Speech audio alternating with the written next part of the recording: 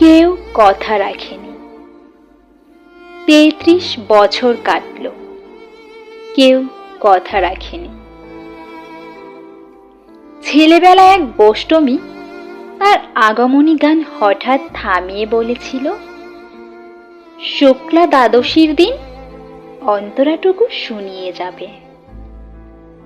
তারপর কত চন্দ্রভোগ অমাবস্যা এসে চলে গেল, কিন্তু সেই বোষ্টমী আর এলো না। ২৫ বছর প্রতীক্ষায় আছি।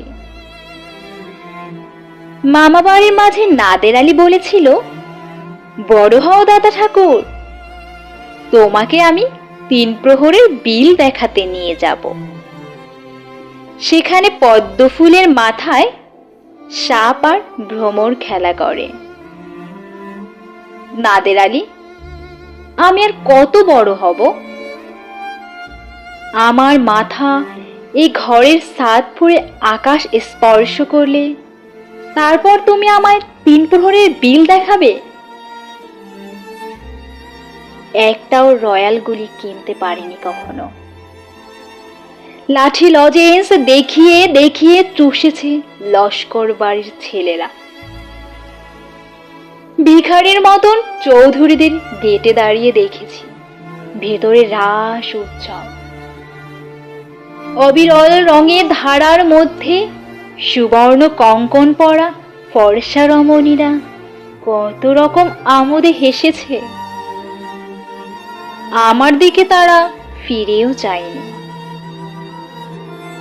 বাবা আমার কাঁধ ছুঁয়ে বলেছিলেন, দেখিস একদিন আমরাও। বাবা এখন অন্ধ। আমাদের দেখা হয়নি কিছুই। সেই রয়্যাল গুলি, সেই লাঠি লজেন্স, সেই রাস উৎসব আমায় কেউ ফিরিয়ে দেবে না।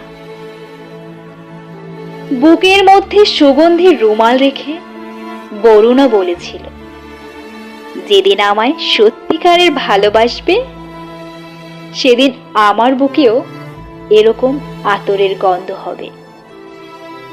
ভালোবাসার জন্য আমি হাতের মুঠোয় প্রাণ নিয়েছি। দুরন্ত ষাঁড়ের চোখে বেঁধেছি লাল কাপড়। বিশ্ব সংসার তন্ন তন্ন করে খুঁজে এনেছি ১০৮টি নীলপদ্ম। তবু কথা রাখেনি বরুণা।